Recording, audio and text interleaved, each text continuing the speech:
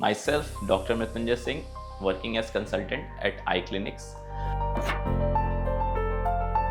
Spectacled removal के patient generally जो हमारे पास आते हैं दे आर मोस्टली 18 प्लस, जो नई जॉब ज्वाइन कर रहे होते हैं या फिर कोई कॉलेज ज्वाइन करने वाला होता है, पर्सन जिनकी शादी होने वाली होती है, क्योंकि इतने सालों से वो चश्मा उनके साथ होता है। जनरली जो चश्मा लगता है वो 6 साल से लगना स्टार्ट हो जाता है, उसका धीरे बढ़ते बढ़ते 18 साल तक साथ में रहता है, उसके बाद वो स्टेबल हो जाता है। तो मोस्ट इमोशनल रीजन इज कि हाँ आपकी शादी होने वाली है, and most practical reason I would say कि जनरली मेरे हिसाब से जिनका नंबर -4 या -3.5 से ज़्यादा होता है, practically they are blind without their glasses.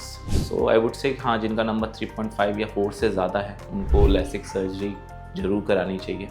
अगर देखा जाए तो स्पेक्टिकल रिमूवल एक कॉस्मेटिक प्रोसीजर ही है, बट हाँ जिनका हाई मायोपिया है या हाई नंबर है उनके लिए बेसिकली इस लाइफ चेंजिंग इवेंट, बिकॉज अगर आपका नंबर -3.5 या 4 से ज़्यादा होता है तो आप डेली रूटीन में अगर आपके पास चश्मा नहीं है, बाई चांस आपका चश्मा टूट जाता है, प्रैक्टिकली आप ब्लाइंड हो जाते हो। तो yes, it's not always cosmetic, is sometimes therapeutic also. First will come to the first point, definitely for cosmetic point of view, क्योंकि शादी में कोई भी चश्मा पहन के फोटो नहीं खिंचवाना चाहता, तो वेडिंग्स के लिए तो बिल्कुल लेजर विजन करेक्शन कराते हैं patients. Second comes the job. So there are certain jobs, जैसे पायलट्स हो गए, लोको पायलट्स हो गए, या डिफेंस जॉब्स होती हैं। ऐसे जॉब्स में देयर इज सर्टेन रिक्वायरमेंट जिसमें आपके विजन क्रिस्टल क्लियर होनी चाहिए, तो ऐसे पेशेंट या ऐसे कैंडिडेट भी लेजर विजन करेक्शन करा सकते हैं। Third comes the sports part. तो sports again there are certain sports जैसे आर्चरी हो गई या फिर क्रिकेट हो गया, इवन फुटबॉल हो गया, तो if you need crystal clear vision to play sports to the top most performance के लिए, तो ऐसे पेशेंट्स भी लेजर विजन करेक्शन करा सकते हैं। If you are 18 years and older and अगर आपका नंबर स्टेबल है फॉर लास्ट 6 मंथ्स, तो you can go for laser vision correction.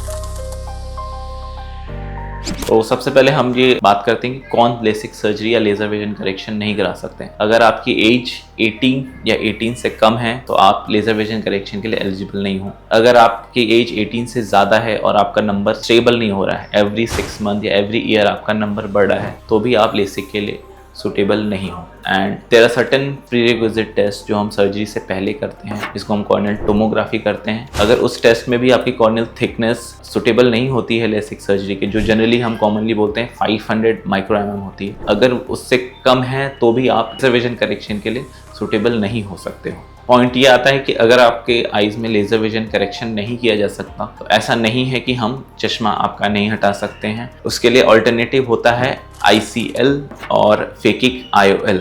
इसमें हम क्या करते हैं कि आपके आईज के पीछे कॉर्निया, आइरिस और लेंस के बीच में there is a space called sulcus. हम क्या करते हैं, जो लेंस होता है जो आप चश्मा पहन रहे हो, उसी लेंस का पावर का एक ICL या फेकिक IOL बनाया जाता है, जो हम आपके आंखों के अंदर फिट कर देते हैं और आपको फिर चश्मे की जरूरत नहीं पड़ती। सेकंड पॉइंट आता है कौन लेसिक सर्जरी करा सकता है। अगर आपकी एज 18 से ज़्यादा है, आपका नंबर स्टेबल है लास्ट 6 मंथ से, अगर आपके कॉर्नियल टोमोग्राफी में सारी टेस्ट, सारे पैरामीटर्स ओके आ रहे हैं, तो आप बिल्कुल आराम से लेजर विजन करेक्शन करा सकते हो। बेसिकली जो भी हमारी लेसिक सर्जरी होती है वो हमारे कॉर्नियल सरफेस पे की जाती है। तो कोई भी लेजर विजन करेक्शन के लिए एक सर्टेन पैरामीटर्स होते हैं जिनको हमें टिक करना होता है, तो ताकि हमें ये पता चलता है कि आपकी जो सर्जरी होगी वो सेफ है या आपके फ्यूचर के लिए हार्मफुल तो नहीं है। सो इसमें सबसे मोस्ट कॉमन पैरामीटर जो आप लोग सुनते हो वो होता है कॉर्नियल थिकनेस। कॉर्नियल थिकनेस होती क्या है कि कोई भी चीज़ है, हर चीज़ की कोई ना कोई मोटाई होती है, तो ये कॉर्निया की जनरली कॉमनली जो हम लेजर विजन करेक्शन के लिए कॉर्नियल थिकनेस मानते हैं वो अराउंड 500 माइक्रोमीटर होती है। अगर आपकी थिकनेस 500 से कम भी है तो भी देयर आर सर्टेन प्रोसीजर्स जो हम लेजर के द्वारा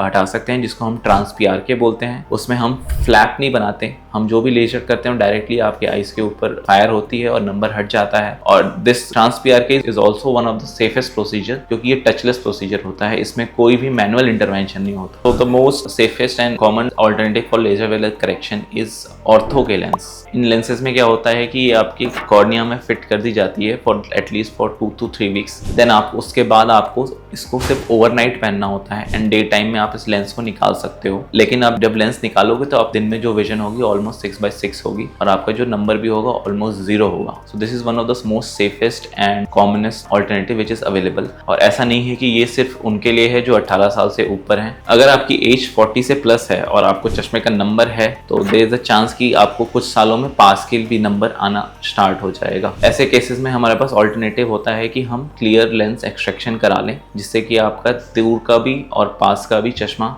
साथ ही साथ हटाया जा सकता है। कोई भी प्रोसीजर अगर आपके आंख में होता है तो for that every part, every section of the I should be working properly. For example जो भी आपका कॉर्निया है, जो भी प्रोसीजर हम करते हैं पहला तो हम कॉर्निया पे करते हैं, तो अगर आपका कॉर्निया सुटेबल नहीं है तो लेजर विजन करेक्शन तो बिल्कुल भी नो है आपके लिए। एंड अगर laser vision correction by chance नहीं हो पाता तो सेकंड ऑप्शन हमारे पास होता है कि हम फेकिक आयल कर सकें। तो फेकिक आयल के लिए अगर पैरामीटर्स होता है कि आपका जो डेप्थ होता है वो 2.5 से ज्यादा होना चाहिए। अगर आपकी डेप्थ एंटीचैम्बर डेप्थ इससे भी कम है तो आप ये भी प्रोसीजर नहीं करा सकते हो। Again there are certain condition जिसमें आप लेजर विजन करेक्शन नहीं करा सकते हो, जैसे कि आपको मान लीजिए कैटरेक्ट है साथ में, तो आप लेजर विजन करेक्शन नहीं करा सकते, फिर आपको कैटरेक्ट सर्जरी कराना। अगर आपको सीवियर ड्राई आइज है, basically tear production is not at par जो रिक्वायरमेंट होता है, तो भी आप लेजर विजन करेक्शन नहीं करा सकते हो। अगर आपको कोई और कोमॉर्बिडिटी है साथ में, जैसे आपको डायबिटिक रेटिनोपैथी है या फिर आपको ग्लोकोमा है, तो भी आप लेजर विजन करेक्शन नहीं करा सकते। So let's divide this into two parts. First is laser vision correction and other is ICL. So in laser vision correction comes the LASIK part and the clear surgery. And again the difference between LASIK and clear is that both are a laser based procedure. Clear is a flapless procedure and LASIK is a flap based procedure. Now the other part which is ICL or phakic IOL, it's an intraocular procedure. Intraocular procedure means we go inside the eye, put the lens and then we come out. So this is the basic difference between these three procedures. So clear was generally invented or made for sports persons because sports person, especially in the contact sports like football, boxing, hockey, because it doesn't have a flap, so it's a flapless procedure and it is done just because if a flap or even during contact games अगर आपको कोई trauma होता है आई में तो there is a chance कि वो flap move हो सकता है। So clear procedure is mostly preferred for the sports persons, but ऐसा नहीं है कि अगर आप स्पोर्ट्स पर्सन नहीं हो तो आप क्लियर प्रोसीजर के लिए नहीं जा सकते, because clear procedure again has some advantage over the LASIK, जैसे कि जो ड्राई आइज होती है, जो मोस्ट कॉमन साइड इफेक्ट होता है वो क्लियर में नहीं होता या ना के बराबर होता है, बट लेसिक में ड्राई आइज होता ही है विच रिकवर्स विद इन 6 months और 3 months depending on the health. तो ICL पार्ट जनरली उन पेशेंट्स के लिए होता है जो लेजर विजन करेक्शन के लिए सूटेबल नहीं होते हैं, जैसे कि जिनका नंबर बहुत ज़्यादा है, जैसे कि -8, -10, या फिर इवन अगर नंबर कम है तो उनके कॉर्निया सूटेबल नहीं है और द लेजर विजन करेक्शन, तो हम ऐसे केसेस में ICL प्रेफर करते हैं। ट्रेंड के हिसाब से देखा जाए तो I think always clear, because first of all it's one of the latest technology, so it has advantage over LASIK, like it's a flapless procedure, the post-op dryness is less, the stability of the cornea is always much better in clear procedure. If you have a high power and your cornea thickness and parameters are not suitable for laser vision correction, then ICL is the best option we have in the market. कोई भी spectacle removal procedure से पहले test होते हैं, अगर वो test आपके laser vision correction के लिए सुटेबल नहीं होता है तो ICL is always the best option. Second is आपका पावर बहुत हाई है, फॉर एग्जांपल जैसे आपका पावर -10 है, -11 है, एंड अगर आपके anterior chamber depth is more than 2.5, तो I think ICL is the best option for you.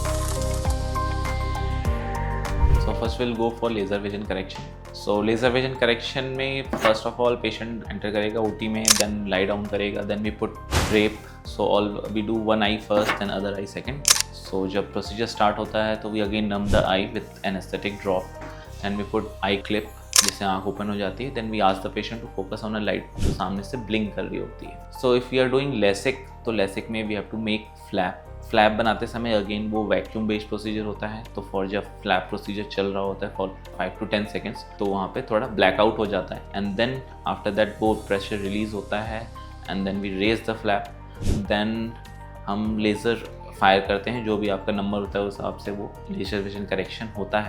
Then after that we again put the flap back and then we repose it and then again do the same procedure in the other eye and the same procedure is repeated. So overall ये जो time लगता है laser vision correction में it's around 5 to 10 minutes and then again patient जब free हो जाता है we remove the clips and drape हटाते हैं and then पेशेंट अपने आप वॉक करके जा सकता है। ICL is an intraocular procedure. So इसमें बेसिकली हम क्या करते हैं कि we make incision of around again 2.2 mm and जो लेंस आता है वो लोड करना पड़ता है हमें इंजेक्टर में, and then we insert that ICL or the lens inside the eye, place it in the sulcus and then make it stable there, wait for some time, and once placement is fine then we again close the eye, patch the eye and make the patient move. Laser vision correction में अगर देखा जाए तो जैसे कि laser vision 3 parts होते हैं, एक होता है ट्रांसपीआर के, एक होता है कस्टम लेसिक और C LASIK, and the third is clear.